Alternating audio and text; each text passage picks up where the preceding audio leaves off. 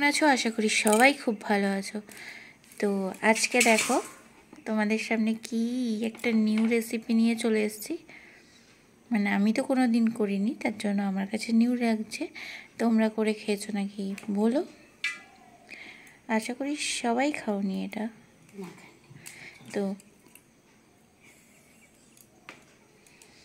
তো আমি এটা কেমন করে বানাই তো সেটা দেখো। আর এখন এগুলোকে বেছে নেব। মা অলরেডি বাছতে শুরু করে দিয়েছে। দেখো এরকম এরকম করে বেছে নিতে হবে, মানে মোটা ডাঁটাগুলোকে এগুলো ফেলে দিতে হবে, আর যেগুলো নরম নরম সেগুলোকে নিয়ে নিতে হবে। তো সঙ্গে সঙ্গে আমিও বাছবো এবার। তো বেছে নেওয়ার পরে তোমাদের সামনে আবার ফিরে আসছি। আর এই ছোলা শাকের মধ্যে কি কি দেব সেটাও তোমরা দেখতে পাবে।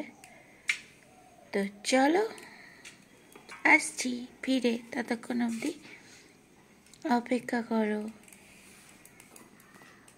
কতগুলো শাক কেটে এইটুকুনি হলো, এটার থেকে তো আরও কমে যাবে।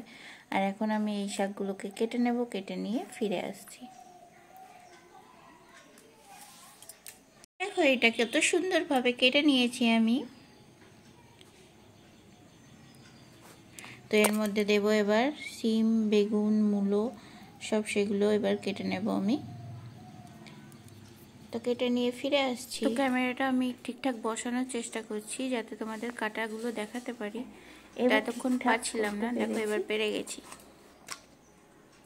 তো দেখো আমি প্রথমে বেগুনগুলো কেটে শাকটার মধ্যে দিয়ে দেবো।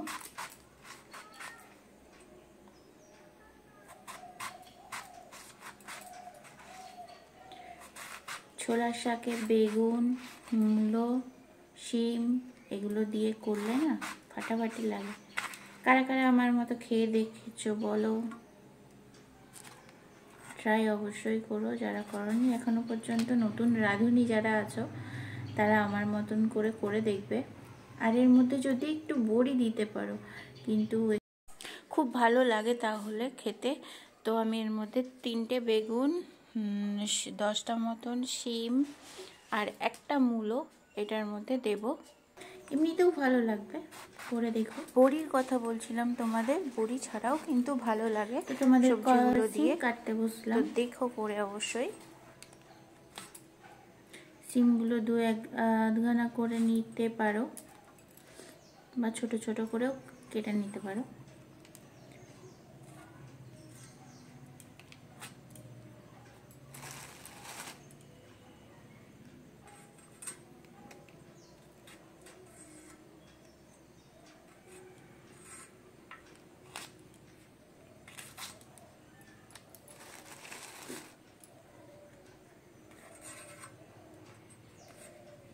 শীতকালে ছোলার শাক, পালং শাক এগুলো দিয়ে তো মূলো, বেগুন এগুলো দারুণ যায়।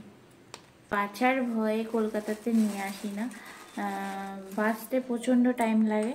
আর আমি আর মা ছিলাম এখানে, তাই তাড়াতাড়ি বাছা হয়ে গেল, নাহলে তো প্রচুর টাইম লাগে। তার জন্য আর কলকাতাতে আনা হয় না এই শাকটা।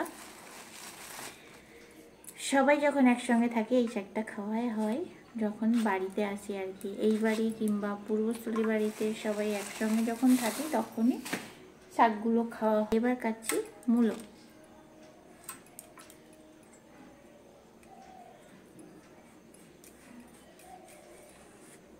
আর শীতকালে তো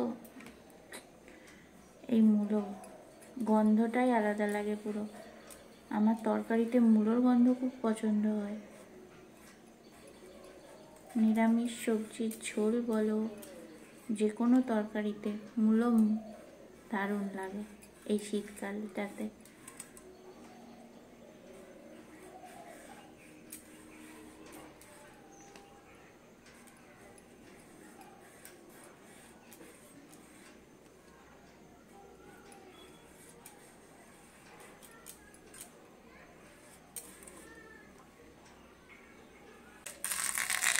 তো এটাকে আমি সরু সরু করে এরকমভাবে কেটে নেব।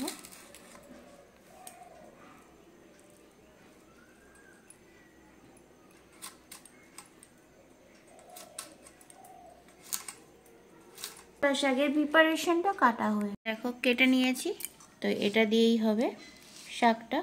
তো এবার চলো করা যাক। আর সঙ্গে কি হবে, বাঁধাকপি। এখন আমি বাঁধাকপিটাও কেটে নেব, কিন্তু সেটা তোমাদের সঙ্গে আর দেখাচ্ছি না। আর মা গেছে ওদিকে মাছ কাটার জন্য। তো চলো রান্নাটা করা যাক এবার। আমি কড়াই বসিয়ে দিয়েছি, এবার কড়াইয়ের মধ্যে দিয়ে দেব আমি তেল ছোলার শাকটা রান্না করার জন্য। এই যে এই আর তেল দিলেই এটা হয়ে যাবে। আর তেলের মধ্যে দিয়ে দেব আমি 5 ফোড়ন। তো 5 ফোড়ন দেওয়ার পরে এখানে দুটো আমি শুকনো লঙ্কা দিয়ে দেবো, একটা ভেঙে দিয়েছি, একটা গোটা দিয়েছি। তো ফোড়নটা হলে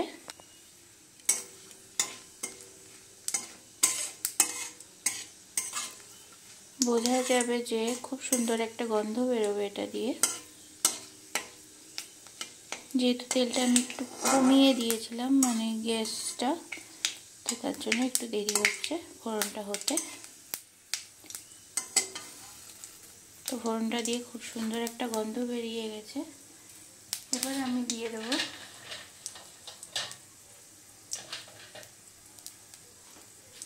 ঘরে বানানো 5টা বড়ি,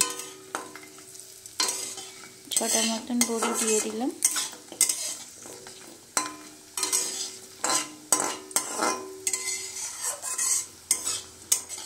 তো এটা একটুখানি জাস্ট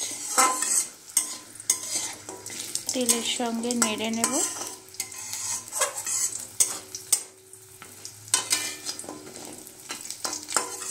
তো এবার এখানে যে ভেজে রাখা সবজিটা কেটে রেখেছি ছোলার শাকের সঙ্গে, পুরোটা আমি এর মধ্যে অ্যাড করে দেব।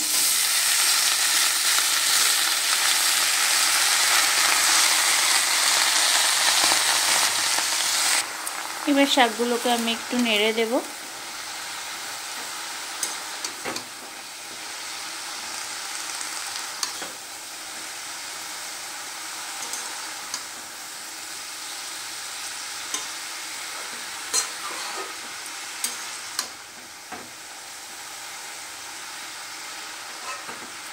তো এখন দেখো এক কড়াই ভর্তি মনে হচ্ছে শাক, কিন্তু রান্নার পরে দেখবে কতটুকুনি হয়ে যায়। যখন বাজার থেকে আনা হলো মনে হলো অনেক, তারপরে কেটে তো এইটুকুনি হলো। এবার দেখবে রান্না করে কতটুকুনি হয়। আর আমার ঘরের লোকজন সবাই এই শাকটা খেতে খুব ভালোবাসে।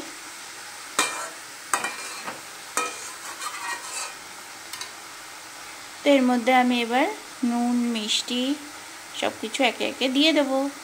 তো দেখতে থাকো। প্রথমে আমি শাকটার মধ্যে দিয়ে দিচ্ছি হলুদ, পরিমাণ অনুযায়ী নুন দিয়ে দেবো শাকে। আর এবার দিয়ে দেবো আমি মিষ্টি। তো শাক জাতীয় জিনিসে তো একটু মিষ্টি লাগেই, তো টেস্টটাই পাল্টে দেয়। তো যারা যারা ভালোবাসো না তারা স্কিপ করতে পারো, আর স্বাদ অনুযায়ী তোমরা দিয়ে দেবে, তোমাদের স্বাদ অনুযায়ী। আমি আমার স্বাদ অনুযায়ী দিয়ে দিলাম। তো এই উপকরণগুলো আমি এবার ভালো করে মিশিয়ে নেব। আর শাকটা থেকে দেখো জল বেরোচ্ছে। তো এটা যেহেতু সবজি দেওয়া আছে মূলো টুলো, এটাতে আরেকটু জল লাগবে, বড়িও দেওয়া আছে সেদ্ধ হওয়ার জন্য।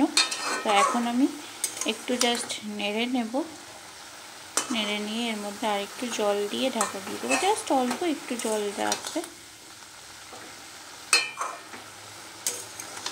তো এটা দেখতে দেখো কত সুন্দর লাগছে, পুরো সবুজ সবুজ।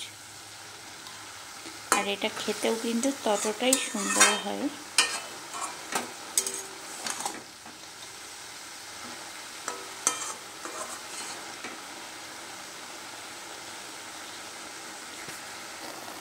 তো এটার মধ্যে আমি জাস্ট একটুখানি জল দিলাম, জাস্ট একটু। এবার আমি এটাকে ঢাকা দিয়ে দেবো। একদম আঁচটাকেও লোতে করে দিলাম গ্যাসের, যাতে সব কিছু ভালোভাবে সেদ্ধ হয়ে যায়। তো দেখতে থাকো। তো এবার আমি এটাকে কিছুক্ষণের জন্য ঢাকা দিয়ে দিচ্ছি।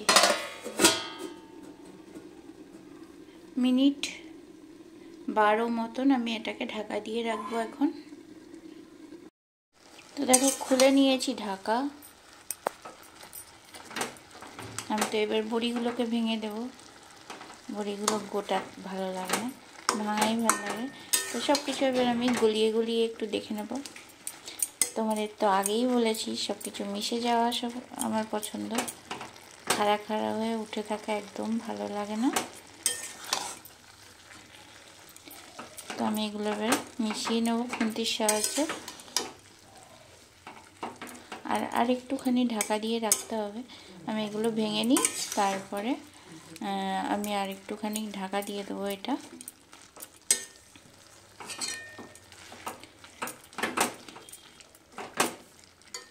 তো ভেঙে নিয়ে ফিরে আসছি। তো দেখো এটাকে আমি ঢাকা দিয়ে দিয়েছিলাম, এটা একদম রেডি হয়ে গেছে। এবার এটাকে আমি নামিয়ে নেব। আর একটু নাড়াচাড়া করে জলটা শুকনো শুকনো হয়ে আসলে এটাকে এবার নামিয়ে দেবো। তার জন্য এটাকে আমি একদম হাই ফ্লেমে দিয়ে দেবো। হাই ফ্লেমে দিয়ে একটু নাড়াচাড়া করে নেব। আর কড়াইয়ের সঙ্গে লাগা লাগা হয়ে আসলে এটাকে আমি নামিয়ে দেব। আর নামিয়ে নিয়ে তোমাদের সামনে ফেরত আসছি আমি। ততক্ষণ অবধি একটু ওয়েট করো।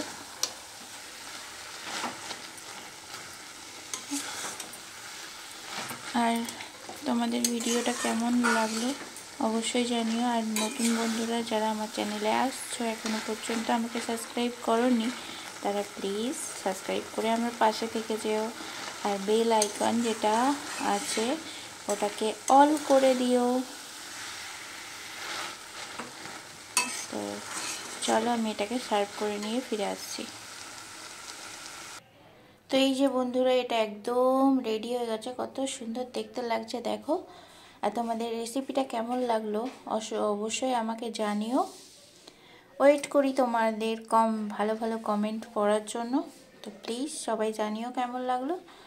আর চলো তাহলে আজকের মতন ভিডিওটা আমি এখানেই শেষ করছি। সবাই খুব ভালো থেকো, সুস্থ থেকো আর হ্যাপি থেকো। আর আমার ভিডিওগুলো দেখতে থেকো। আর চলো আজকের মতন টাটা।